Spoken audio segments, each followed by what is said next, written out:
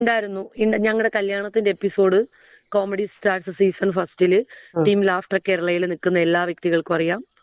ആ ടൈമിലാണ് ഞങ്ങൾക്ക് മാരേജ് നടക്കുന്നത്. നമ്മുടെ കല്യാണത്തിന്റെ എപ്പിസോഡ് ഓൾമോസ്റ്റ് ചാനലിലുണ്ട്.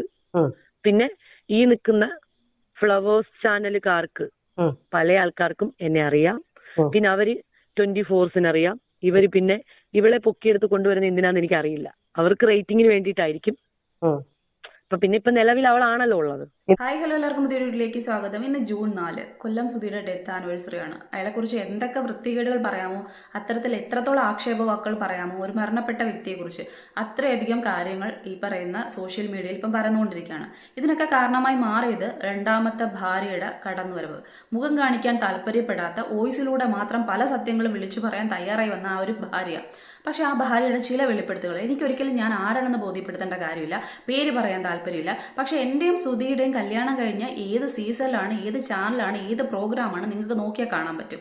ഇത്രയും പോരെ ആൾക്കാർക്ക് ആരാണെന്ന് കണ്ടുപിടിക്കാൻ? ഞാനടക്കം കണ്ടുപിടിച്ചു കഴിഞ്ഞു. ഇപ്പം എല്ലാവർക്കും കിട്ടിക്കഴിഞ്ഞതാണ്. എല്ലാവരും കമന്റ് സെക്ഷനിൽ അവരുടെ പേരും പറയുന്നുണ്ട്. അപ്പം മുഖം കാണിക്കാൻ, ഐഡന്റിറ്റി വെളിപ്പെടുത്താൻ തയ്യാറാവാത്ത ഒരാൾക്ക് പിന്നെ എന്തിനാണ് ഇങ്ങനെ ഒരാൾ രണ്ടാമത്തെ ഭാര്യയെക്കുറിച്ച് ഇത്തരത്തിൽ പറഞ്ഞു കിടക്കുന്ന സമയത്ത് ഇത്രയും ഇത് തോന്നേണ്ട കാര്യം എന്ന് പറയുന്നത്? അതിലപ്പുറത്തേക്ക് ചില കാര്യങ്ങളുണ്ട്. അതായത് കൊല്ലം സുധിയുടെ ആദ്യത്തെ ഭാര്യ സൂയിസൈഡ് ചെയ്യാനുള്ള കാരണക്കാർ ചില കാര്യങ്ങളിലേക്ക് ഈ പറയുന്ന കൊല്ലം സുധിയും രേണു സുധിക്കും പങ്കുണ്ടെന്നുള്ള രീതിക്ക് അറിഞ്ഞോ അറിയാതെയോ അവർ പറഞ്ഞു വെക്കുന്ന ചില കാര്യങ്ങൾ ഇതിനകത്തുണ്ട്. ആ കാര്യങ്ങളാണ് ഞാൻ കൂടുതൽ ശ്രദ്ധിച്ചതെന്ന് പറയുന്നത്. അപ്പം ആ ഒരു ഭാഗം ഞാൻ കറക്റ്റായിട്ട് ഇതിലിട്ടിരിക്കാം. നിങ്ങൾക്ക് താല്പര്യമുള്ളവരാണെങ്കിൽ അത് ക്ലിയർ ആയിട്ടൊന്ന് കേട്ട് നോക്കുക. അതിനകത്ത് കുറേയധികം എന്തൊക്കെയോ മിസ്ലീഡിങ് ആയിട്ടുള്ള കാര്യങ്ങൾ അതിനകത്ത് ഒളിഞ്ഞിടപ്പുണ്ട്. അറിഞ്ഞോ അറിയാതെയോ അവരുടെ വായിന്ന് തെറ്റും ശരിയും ഇടകലർന്നു വന്നത്. അപ്പം അതൊന്നും ഞാൻ വെക്കാം. ഇരിക്കുന്ന ടൈമില് എന്നെ ശാലിനി വിളിച്ചിട്ടുണ്ടായിരുന്നു. ഇങ്ങനെ എന്റെ മാരേജ് കഴിഞ്ഞ് ഞാൻ 7 months പ്രഗ്നന്റ് ആയിട്ടിരിക്കുന്ന സമയത്താണ് ഈ ശാലിനി എന്നെ വിളിക്കുന്നത്. എന്റെ നമ്പർ കിട്ടാൻ സുധിയായിട്ടുള്ള മാരേജ് കഴിഞ്ഞ ഡിവോഴ്സ് കഴിഞ്ഞിട്ട് നെക്സ്റ്റ് മാരേജിലേക്ക് വന്നപ്പോ എന്റെ അമ്മയാണ് ആദ്യം വിളിക്കുന്നത്. വിളിച്ചിട്ട് പറഞ്ഞു എനിക്ക് എന്റെ നമ്പർ ഒന്ന് വേണോന്ന് പറഞ്ഞു. അപ്പൊ അമ്മ നമ്പർ കൊടുത്തു. അങ്ങനെ എന്നെ വിളിച്ചു. അപ്പൊ എനിക്ക് അറിയാത്തൊരു നമ്പർ ഞാൻ ഫോൺ എടുത്തപ്പോ പറഞ്ഞു എനക്ക് എടാ ഞാനാടാ ശാലിനിയാ. ഞാൻ പറഞ്ഞു ഞാൻ പറയടാന്ന് പറഞ്ഞു. അപ്പോഴ് നീ കാണുന്നില്ലേ, എപ്പിസോഡുകളൊക്കെ കാണുന്നില്ലേ എന്ന് എന്നോട് ചോദിച്ചു. അപ്പൊ ഞാൻ പറഞ്ഞു ഞാനൊന്നും കാണാറില്ല എന്ന് പറഞ്ഞു. അത് എന്നെ നാണം കെടുത്തിക്കൊണ്ടിരിക്കുവാണ്. ആ ടൈമിൽ അവക്ക് 3.5-4 വയസ്സുള്ളൊരു മോനുണ്ട്. അപ്പോഴും ഞാൻ ചെടിയെത്തുള്ളന്നൊക്കെ എന്നോട് പറഞ്ഞു. അപ്പൊ ഞാൻ ആളോട് പറഞ്ഞു അങ്ങനൊന്നും ചെയ്യരുത്, പറയുന്നവരെന്തെങ്കിലുമൊക്കെ പറഞ്ഞോട്ടെ, അങ്ങനെയൊന്നും ചെയ്യാൻ പോകരുത്, നിനക്കൊരു മോനുണ്ട്, അപ്പൊ അവനെ നോക്കി നീ ജീവിക്കുക എന്നൊക്കെ ഞാൻ പറഞ്ഞു. പക്ഷെ അത് കഴിഞ്ഞതിന് ശേഷം അപ്പൊ എന്നെ നേരിട്ട് കാണണോന്ന് പറഞ്ഞു ആള്. ഞാൻ പറഞ്ഞു എനിക്ക് ഓൾമോസ്റ്റ് എന്റെ ബോഡി ഭയങ്കര വീക്കാണ്. ആ ടൈമിൽ എനിക്ക് പ്രഷറൊക്കെ കൂടിയിട്ട് ഭയങ്കര പ്രോബ്ലം ആയിരുന്നു. അപ്പൊ എനിക്ക് വെളിയിലേക്ക് ഇറങ്ങാനൊന്നും ഒക്കത്തില്ല. ഞാന് നെക്സ്റ്റ് മന്ത് പൊങ്കാല കഴിഞ്ഞിട്ട് ഞാൻ വീട്ടിലേക്ക് വരും. വീട്ടിലേക്ക് വരുമ്പോഴത്തേന് നീ വന്ന് കാണുന്നൊക്കെ പറഞ്ഞിട്ടാണ് ഞാൻ ഫോൺ കട്ട് ചെയ്യുന്നത്. നെക്സ്റ്റ് മന്ത് ഒരു 13 14 കഴിഞ്ഞപ്പോ എന്റെ ഒരു ഫ്രണ്ട് ഗൾഫിൽ നിന്ന് എന്നെ വിളിച്ചിട്ട് പറയുന്നു. അപ്പൊ ഈ ഗ്രൂപ്പുകളൊക്കെ ഞാൻ ഡിലീറ്റ് ചെയ്ത് കളഞ്ഞു. നീ അറിഞ്ഞോ ശാലിനി ഇതേണക്ക് സൂസൈഡ് ചെയ്തു എന്ന് പറഞ്ഞു. അങ്ങനെയാണ് ഞാൻ അറിയുന്നത് ഇവള് സൂസൈഡ് ചെയ്തു എന്നൊക്കെ. പിന്നെ സുധി ചേട്ടൻ വന്ന് ചാനലിൽ പറഞ്ഞ പകുതി എന്നല്ല, ഒരു 95% കള്ളം തന്നെയാണ്. ഒന്നും സത്യാവസ്ഥയില്ല. ഞാൻ സുധി ചേട്ടനുമായിട്ട് ഫസ്റ്റ് വഴക്കുണ്ടാക്കി എന്റെ വീട്ടിലേക്ക് വരുന്നത് കിച്ചുവിനൊരു സൈക്കിൾ മേടിച്ചു കൊടുത്തു. ശാലിനിയും ശാലിനിയുടെ ഹസ്ബൻഡും കൂടി വന്നിട്ട് ഈ സൈക്കിൾ ഞാൻ കാണാതെ ടെറസിന്റെ മുകളിൽ കൊണ്ടുവച്ചു ഇവര്. അപ്പൊ അടുത്ത വീട്ടിലെ ചേച്ചി എന്നെ കോൾ ചെയ്ത് പറഞ്ഞു, ഇവരുടെ തൊട്ടടുത്ത വീട്ടിലെ കോൾ ചെയ്ത് പറഞ്ഞു ഇതുപോലെ ശാലിനി വന്നിട്ടുണ്ട്, ഹസ്ബൻഡും ഉണ്ട് എന്ന് പറഞ്ഞു. ഞാൻ ചേച്ചി എവിടെ വന്നിട്ടുണ്ടെന്ന് ചോദിച്ചു. പറഞ്ഞു അവരുടെ വീട്ടിൽ വന്നിട്ടുണ്ട്, അവരമ്മയും, അന്ന് അച്ഛനില്ല, അച്ഛൻ മരിച്ചുപോയി. അച്ഛനുള്ള സമയത്ത് ഇവളെ വീട്ടിൽ കയറ്റൂലായിരുന്നു, കാരണം മോനെ കളഞ്ഞിട്ട് പോയതല്ലേ. കേട്ടല്ലോ. ഈ ഒരു കാര്യത്തിൽ നിന്ന് കൃത്യമായിട്ട് മനസ്സിലാക്കാൻ പറ്റുന്ന ഒരു കാര്യം എന്ന് പറയുന്നത്, കൊല്ലം സുധിയെ ഈ രണ്ടാമത്തെ ഭാര്യയും ഡിവോഴ്സ് ചെയ്തതിന് ശേഷം ആദ്യത്തെ ഭാര്യയും ഇവരും തമ്മിൽ, രണ്ടാം ഭാര്യയും തമ്മിൽ കണക്റ്റഡ് ആയി അവർ പറയുന്നുണ്ട്. ആ വ്യക്തി, അതായത് ആദ്യത്തെ ഭാര്യ ശാലിനി എന്നാന്ന് തോന്നുന്നു, അവർ വിളിക്കുന്നുണ്ടായിരുന്നെന്നും പറഞ്ഞു. ആ വിളിച്ചിട്ട് നീ ഇപ്പം പ്രോഗ്രാംസ് ഒന്നും ഇവർ ചെയ്യുന്ന, അതായത് കൊല്ലം സുധി രേണു സുധി കൂടെ ചാനൽ വന്ന് പറയുന്ന കാര്യങ്ങളൊന്നും നീ കേട്ടില്ലേ, അത് മൊത്തം കളവാണ്, അത് ഭയങ്കരമായിട്ട് ഈ പറഞ്ഞ ഹേർട്ട് ചെയ്യുന്നുള്ള രീതിക്ക് അവർ സംസാരിച്ചു എന്നും അപ്പം ഇവർ ഉപദേശിച്ചതായിട്ടും പറയുന്നുണ്ട്. അത് ഞങ്ങളിൽ കേൾപ്പിച്ച കാര്യം എന്ന് പറഞ്ഞാൽ, നീ സൂയിസൈഡ് ഒന്നും ചെയ്യരുത്, ആവശ്യമില്ലാത്ത കാര്യങ്ങളൊന്നും ചിന്തിക്കരുത്, നിനക്കൊരു കുഞ്ഞുള്ളതാണ്, എൻ്റെ കാര്യം നോക്കണം. പക്ഷെ ഒരു മാസം കഴിഞ്ഞപ്പോൾ അവർ സൂയിസൈഡ് ചെയ്തു. ഈ ഒരു കാര്യം ഇതിനോട് ചേർത്ത് വെക്കുന്ന സമയത്ത് ഏതൊരാൾക്കും മനസ്സിലാകത്തില്ല. അതായത് ഇത്തരത്തിലുള്ള അവരെക്കുറിച്ചുള്ള അപവാദങ്ങൾ പോലുള്ള കാര്യങ്ങൾ കൊല്ലം സുധിയും രേണു സുധിയും ചാനലിൽ കയറി ഇറങ്ങി പറഞ്ഞ സമയത്ത് അവർക്കത് നാണക്കേടായിട്ട് മാറിയത് കൊണ്ട് ഭയങ്കര മാനസിക സമ്മർദ്ദത്തിലായിരുന്നു. മേ ബി അതാകാം ഈ ഒരു സൂചനയിൽ അവർ നൽകുന്നതെന്ന് പറഞ്ഞത്. ഇങ്ങനെ സൂചന അറിഞ്ഞോ അറിയാതെയോ നൽകുന്ന ഈ വ്യക്തി തന്നെ പിന്നെ തുടരുന്ന ഭാഗത്ത് പറയുന്ന ചില കാര്യങ്ങളുണ്ട്. അതായത് കൊല്ലം സുധിയുടെ അച്ഛൻ ജീവനോടിരിക്കുന്ന അവസ്ഥയിലൊന്നും ആദ്യത്തെ ഭാര്യയെ പിന്നീട് കുഞ്ഞിനെ കാണാൻ ആ വീട്ടിലേക്ക് കയറ്റൂലായിരുന്നു. അവർക്ക് ആർക്കും ഇഷ്ടമല്ലായിരുന്നു. അതിൻ്റെ കാരണം അവർ തന്നെ വാതുറന്ന് പറയുകയാണ്, കുഞ്ഞിനെ കളഞ്ഞിട്ട് പോയ സ്ത്രീ ആയതുകൊണ്ട്. പിന്നെ ഇവിടെ എവിടെയാണ് സംഭവം വരുന്നത്? ഈ പറയുന്ന ആദ്യത്തെ ഭാര്യയോട് ഭയങ്കരമായിട്ട് ഈ പറയുന്ന രണ്ടാമത്തെ ഭാര്യ സിമ്പതി കാണിക്കുന്ന സമയത്ത് അവർ പറഞ്ഞു വയ്ക്കുന്ന ചില കാര്യങ്ങളുണ്ട്. ഡിവോഴ്സിന് ശേഷം ആദ്യത്തെ ഭാര്യയോട് അവർക്ക് ഭയങ്കര അനുകമ്പ തോന്നിയോ? അതിന് മുന്നേ കാണിക്കാതിരുന്നത് എന്താ? മനുഷ്യജീവിയല്ലായിരുന്നോ? ഈ മകനെ അവർക്ക് ഇഷ്ടപ്പെട്ട ഒരാളോടൊപ്പം ഇറങ്ങിപ്പോയി, കുഞ്ഞിനെ കളഞ്ഞിട്ട് പോയി, ഓക്കെയാണ്. അപ്പം തോന്നേണ്ട വെറുപ്പ് ഈ ഡിവോഴ്സിന് ശേഷം ഇവരെങ്കിൽ കാത്തു സൂക്ഷിക്കേണ്ടതല്ലേ? പക്ഷെ അപ്പോഴും ഭയങ്കര അനുകമ്പ ഉണ്ടാവുന്നു. അതിന് മുന്നേ ഇവർ ചെയ്ത കാര്യങ്ങൾ ഇവരുടെ നാവെടുത്ത് തന്നെ പറയുന്നത്. ആ കുഞ്ഞിന് ഒരു സൈക്കിള് ആദ്യത്തെ, അതായത് ആ കുഞ്ഞിൻ്റെ അമ്മയും അവരുടെ പിന്നെ കല്യാണം കഴിച്ച ഭർത്താവും കൂടി ആ വീട്ടിലേക്ക് വന്ന് കൊടുത്ത് ആ ഒരു കാര്യം അവരെ വീട്ടിൽ കയറ്റിയതിൻ്റെ പേരിൽ, വീണ്ടും ആ ആദ്യത്തെ ഭാര്യ അവിടേക്ക് വന്നതിൻ്റെ പേരിൽ ഞാൻ ആ വീട്ടിൽ പോയി ഭയങ്കരമായിട്ട് പ്രശ്നം ഉണ്ടാക്കി എന്ന് ആ സ്ത്രീ പറയുന്നില്ലേ? അപ്പം ഭാര്യ ആയിരുന്ന സമയത്ത് അവരുടെ മകനാണ് ഇനി എന്തെന്നൊക്കെ പറഞ്ഞു കഴിഞ്ഞാലും കിച്ചുവിനെ പ്രസവിച്ചത് ആ സ്ത്രീയായിരുന്നു, ആ മരണപ്പെട്ടു സ്ത്രീയായിരുന്നു.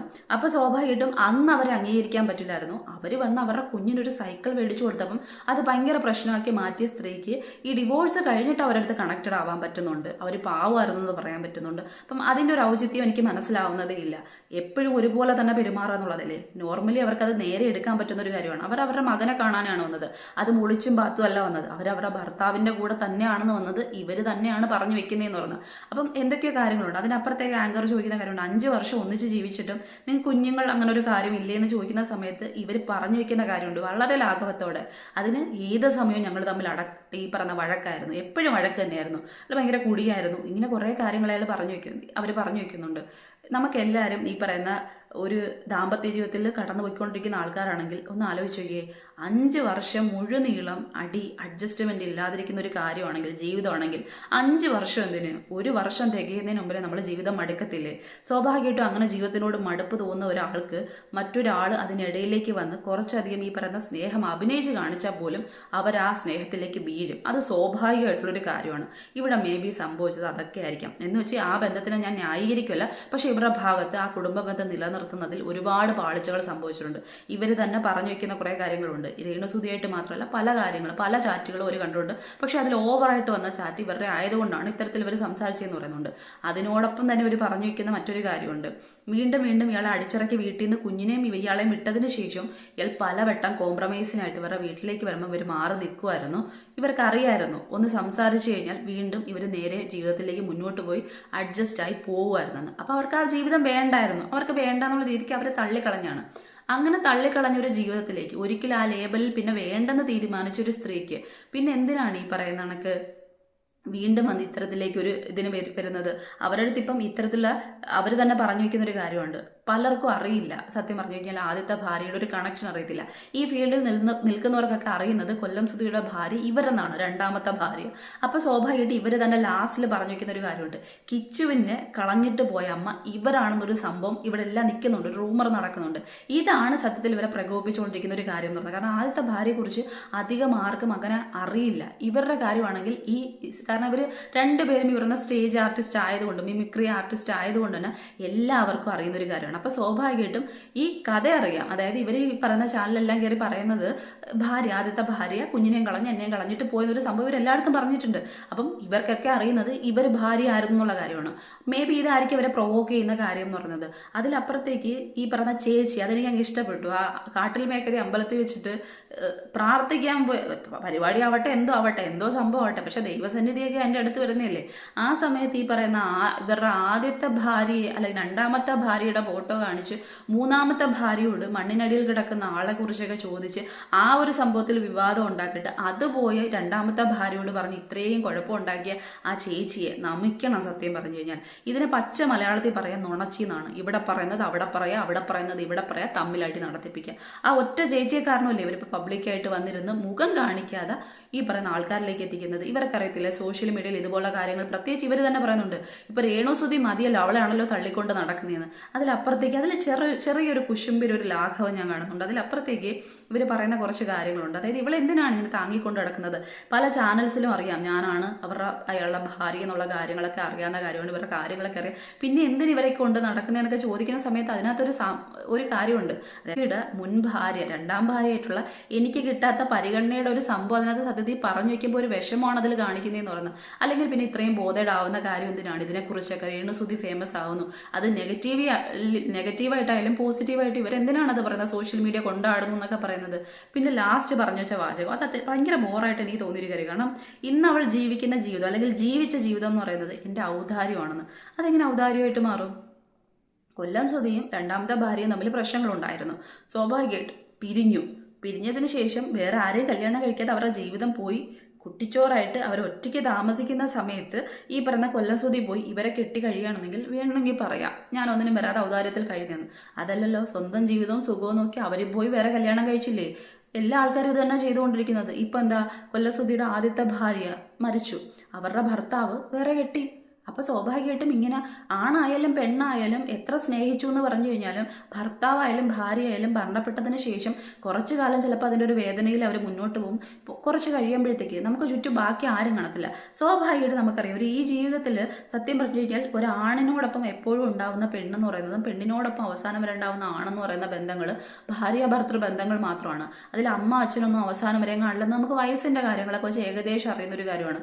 മേ ബി ചിലപ്പോൾ മുന്നേയും പിന്നെയൊക്കെ പോകുന്ന ആൾക്കാരുണ്ട്. പക്ഷേ എന്നാലും ആത്യന്തികമായിട്ട് പറഞ്ഞു വെക്കുന്ന ബന്ധം ഭർത്താവ് വയ്യാതെ കിടക്കുന്ന സമയത്ത് അവസാന സമയങ്ങളിൽ ഭാര്യയാകും തുണ, ഭാര്യയ്ക്ക് ഭർത്താവാകും തുണ. അങ്ങനെ നോക്കുന്ന സമയത്ത് പലപ്പോഴും ഇനി എത്രയോ വയസ്സിന് മുന്നേ ചിലവർ ചെറുപ്പത്തിൽ ഭർത്താവ് വിട്ടുപോകുന്ന ആൾക്കാർ, മരണപ്പെട്ടു പോകുന്നവർ കാണും, കളഞ്ഞിട്ട് പോകുന്നവർ കാണും. നേരത്തെ ഭാര്യമാർ അവർ കുറച്ച് കഴിയുമ്പോൾ അവർക്കൊരു ജീവിതം വേണം, അവർക്കൊരു കൂട്ട് വേണം. കാരണം ഈ ഏകാന്തത എന്ന് പറയുന്നത് അത്ര നല്ല സുഖമുള്ള പരിപാടിയൊന്നുമല്ല.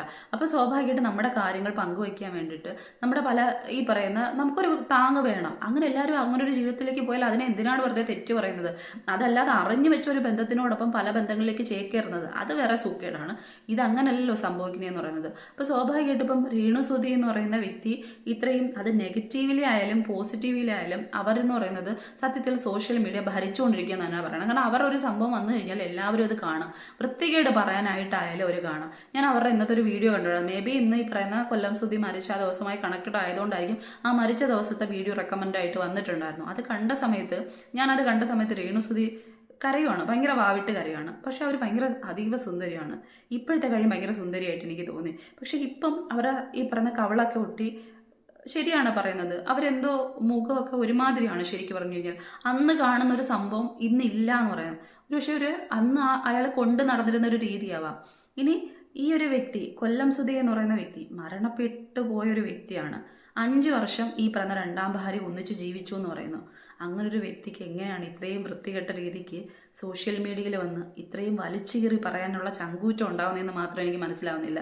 ഇപ്പോഴത്തെ ജീവിതം തകർന്നാലും കുഴപ്പമില്ല, എനിക്കിതിനൊരു ക്ലാരിറ്റി കൊടുക്കണമെന്ന് തീരുമാനിച്ച വ്യക്തിയാണെങ്കിൽ ചെയ്യേണ്ട കാര്യം അവരുടെ മാരേജ് സർട്ടിഫിക്കറ്റും ഡിവോഴ്സിൻ്റെ ഡീറ്റെയിൽസും സോഷ്യൽ മീഡിയയിൽ ഒന്ന് പബ്ലിക്കാക്കി ഒറ്റ കാര്യം പറയേണ്ട കാര്യമുള്ളൂ.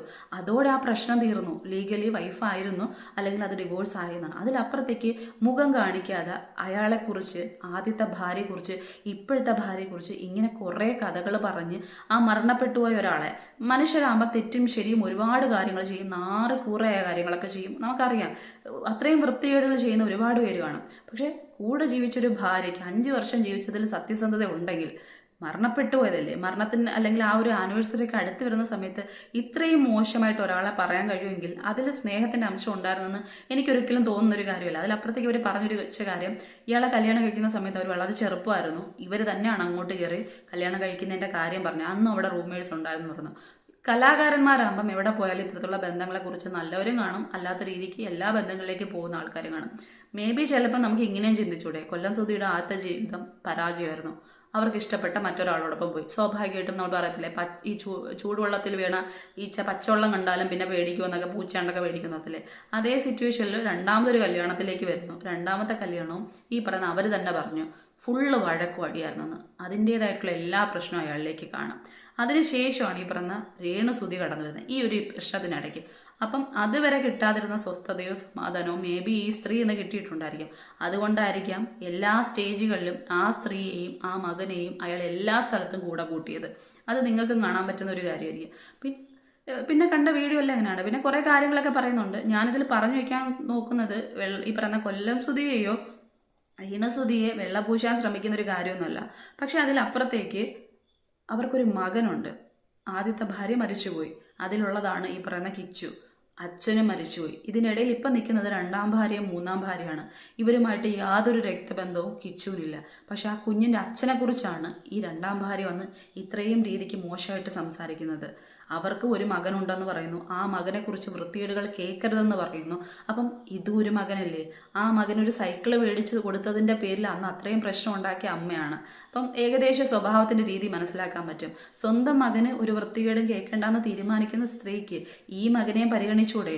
അപ്പം ചെയ്യാൻ പറ്റുന്ന ഒരു കാര്യം ഇപ്പം പറഞ്ഞുകൊണ്ട് കിടക്കുന്നത്, ഇവർക്ക് തെറ്റായി തോന്നുന്ന ഒരേ ഒരു കാര്യം, ഈ പറയുന്ന കണക്ക് ലീഗലി വിവാഹം കഴിക്കാതെയായിരുന്നു ഈ സ്ത്രീയോടൊപ്പം ഇയാൾ താമസിച്ചിരുന്നുള്ള പ്രശ്നമാണ് ഇവർക്കെങ്കിൽ സോഷ്യൽ മീഡിയയിൽ വന്ന് അതിൻ്റെ ആ ഒരു റെക്കോർഡ് ഇങ്ങനെ കിടന്ന് വാദോരോ അത് പണ്ടത്തെ പഴഞ്ചാറും കഥകളും പറയുന്നതിനപ്പുറത്തേക്ക് ആ രേഖയൊന്ന് കാണിച്ചാൽ തീരുന്ന പ്രശ്നമേ ഉള്ളൂ. പിന്നെ ഒന്നും ഉണ്ടാവത്തില്ലല്ലോ. ഇപ്പം 2-3 പേര് മാത്രം അറിഞ്ഞിരുന്ന പ്രശ്നത്തെ സോഷ്യൽ മീഡിയയിലുള്ള എല്ലാവരെയും, അത് കാണുന്ന എല്ലാ ജനങ്ങളെയും കൊണ്ടെത്തിച്ചത് ഈ രണ്ടാം ഭാര്യയാണ്. അപ്പോൾ അത് വെറും ഒരു ഇങ്ങനെയുള്ള കാര്യത്തിന് വേണ്ടിയിട്ട് മാത്രമാണെന്ന് എനിക്ക് തോന്നുന്നില്ല. മേ ബി ഫെയിമിന് വേണ്ടിയിട്ടായിരിക്കും, മേ ബി ബിഗ് ബോസിന് വേണ്ടിയിട്ടായിരിക്കും, മേ ബി പല കാര്യങ്ങൾക്ക് വേണ്ടിയിട്ടായിരിക്കും. അതല്ലെങ്കിൽ ഈ പറയുന്ന കൊല്ലം സുധിയെ കല്യാണം കഴിച്ചതിൻ്റെ പേരിലും ആവാം. ഇങ്ങനെ പല കാര്യങ്ങളും ആവാം. അല്ലെങ്കിൽ കൊല്ലം സുധിയുടെ പേരിൽ ഇപ്പോഴും അറിയപ്പെടുന്നത് ഇവരായതിൻ്റെ പേരിലും ആവാം. അങ്ങനെ പല കാര്യങ്ങളുമായിട്ടാണ് എനിക്ക് ഈ ഒരു വീഡിയോ കണ്ടപ്പോൾ തോന്നിയത്.